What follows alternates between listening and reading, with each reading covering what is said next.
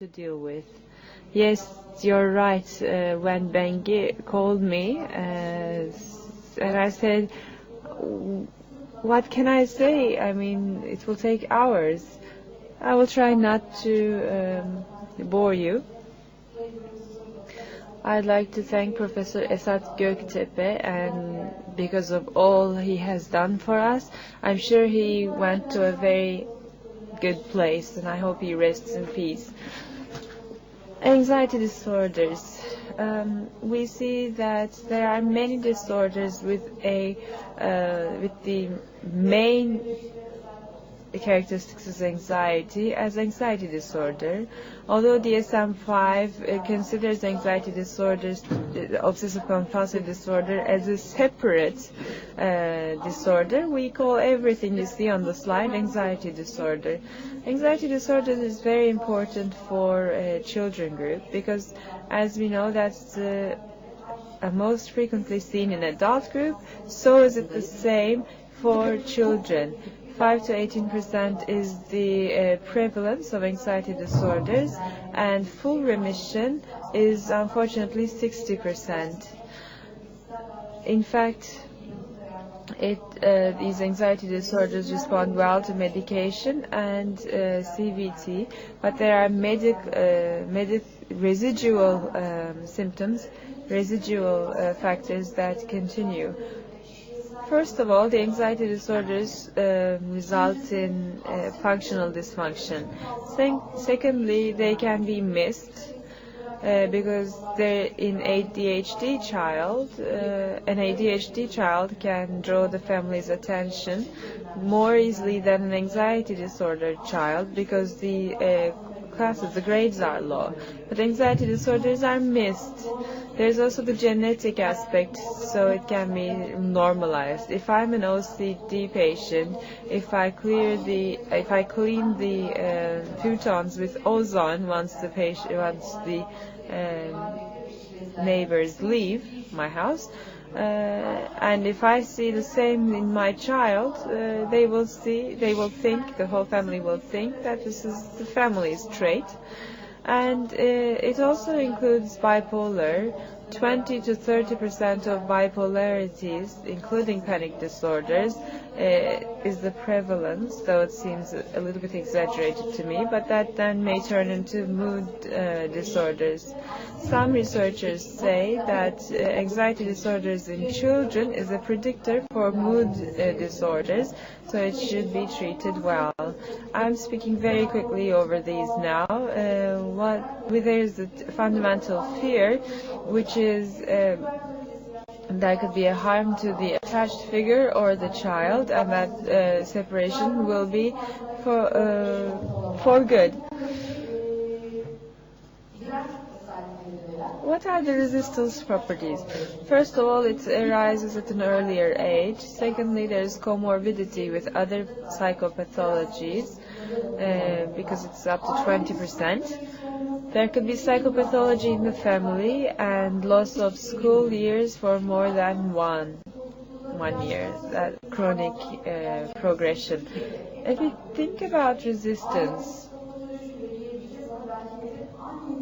we cannot call it psychopathology, but mother can have addictive characteristics. For example, we say, why don't we talk?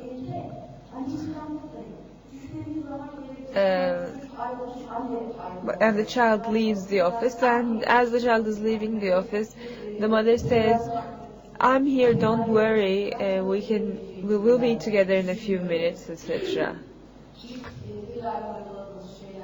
What are the first things we do? Psychoeducation, behavioral treatments come first, but before physicians there are the school consultants or teachers having tried this behavioral treatment. I wish they didn't, because children can really suffer from that. The child cries, the teacher drags the child to the school holding from his hands, and the mother cries too. So there's in fact an artificial resistance.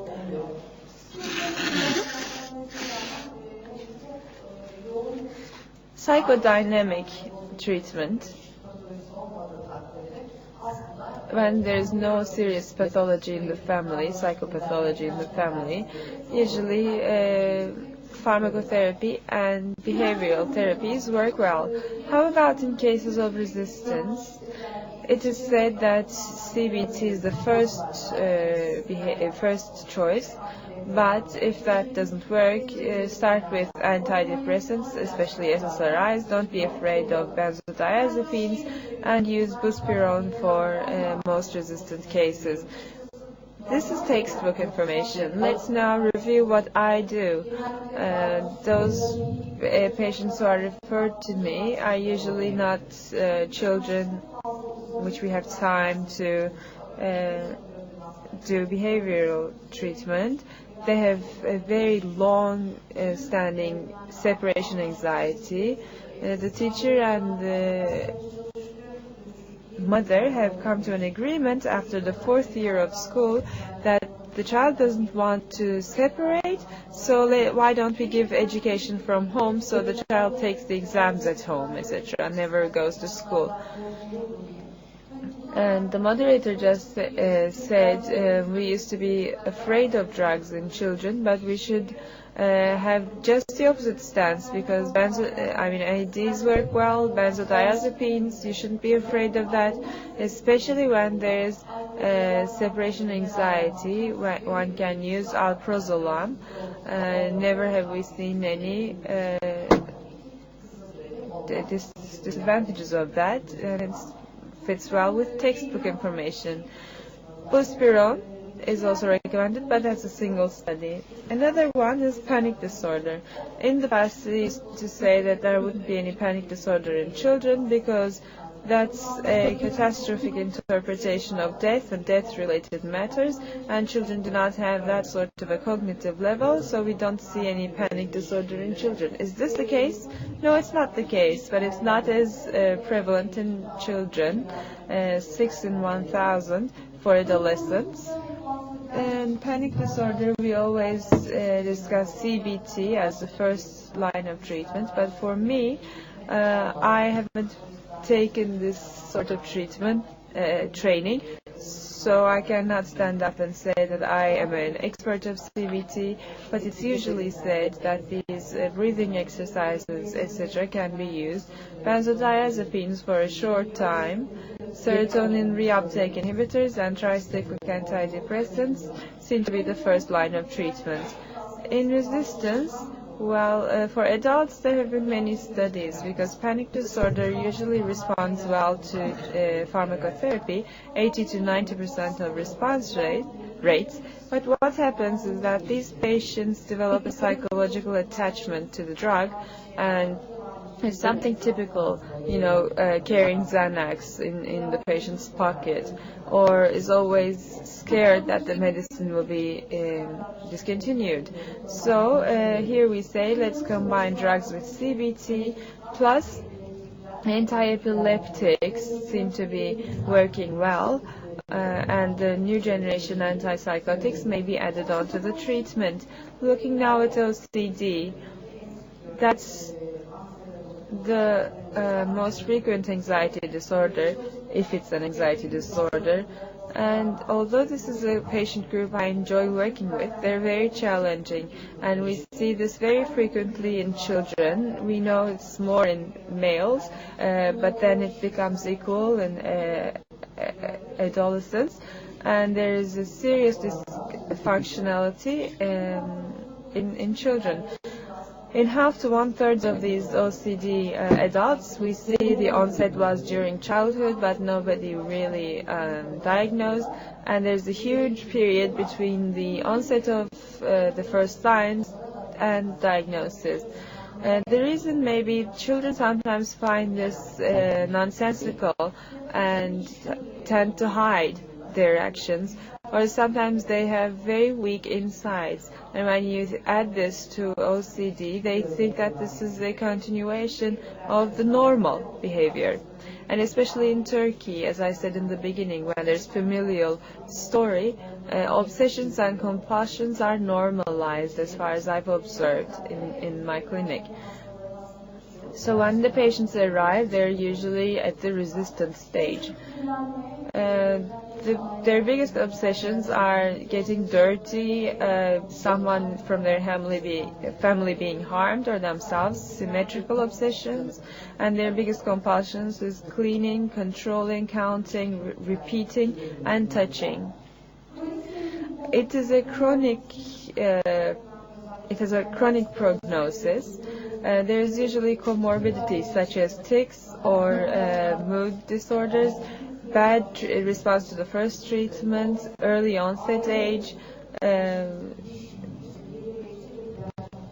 continuation of the disease for a long time at the diagnosis, familial history. In mild to moderate cases, the first line of treatment is CBT according to some, but when we see OCD, what we usually do is we start with serotonergic agents, some others say, but if the case is severe, the consensus is let's use both of them together. We have confrontation and reaction suppression as a CBT, and serotonin reuptake inhibitors are these choices. In 50% of these cases, we see resistance. In that case, we do augmentation therapy, atypicals, we make use of that. Risperidone is something we use. The moderator said this could be, I'm into this from the family, especially in OCDs and tic disorders. Amisulpride is very beneficial, and it's very good as an augmentation treatment. Buspirone, benzodiazepines, and the rest you see on the slide are well. Looking at PTSD, reliving the trauma, aversion, suppression of general reaction, and increased stimulation are the main symptoms. 1 to 14% is the prevalence in the society. Maybe we need more work into this. The progression is usually chronic, and as in the case with autism, there is not really a psychopharmacological approach to PTSD. We usually main at symptoms. There isn't a drug that cures these symptoms. There are some therapies for crisis intervention, society or community-based approaches. Debriefing, that's discussed, especially after natural disasters. Some say debriefing works, but some say it's not good enough. So in fact, we can maybe have debriefing and select cases, the real cases, out of the group that start debriefing. When there's resistance, the cognitive behavioral approaches and pharmacological administrations, beta blockers and clonidine right after trauma may prevent trauma to be coded or saved into the memory, some say, and this is, I think, something to be worked on. Looking at generalized anxiety disorders, this is not very widely seen in our clinics, but it's said that it's very prevalent, and there's anxiety in the face of many events or activities, difficult to suppress that anxiety. It has a chronic progression. Benzodiazepines are recommended in the acute phase. Benzodiazepines are the fundamental pharmacological choices in some disease groups, but some group of physicians say that it's dangerous to use benzodiazepines for a long time, so antidepressants can be used in the long term. But another group says generalized anxiety disorder cases do not benefit from benzodiazepines, as other patients, and this seems to be a very scary thing to use benzodiazepines for 20 years. Looking at specific phobias or social phobia, we don't usually see children who are brought in because of specific phobias. When we start examining, we realize that the child has such specific phobias. These are seen most frequently in girls, and we don't have any study that recommends certain pharmacologies. Only when there's comorbidity, there's pharmacological treatment. What we do is a confrontation. Social phobia, CBT and pharmacology are the first lines of treatment.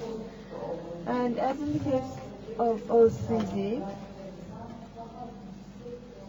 and in depression, once you go to higher doses, you get response from patients. So if you give fluoxetine 10 milligrams and conclude that SSRIs don't fix the child, that's not a good way of approaching. Because if you're starting pharmacotherapy, it should be the right drug. And social phobia is one of these areas. You have to go up to very high doses, but of course there is sometimes very serious resistance. Pharmacotherapy and other drug therapies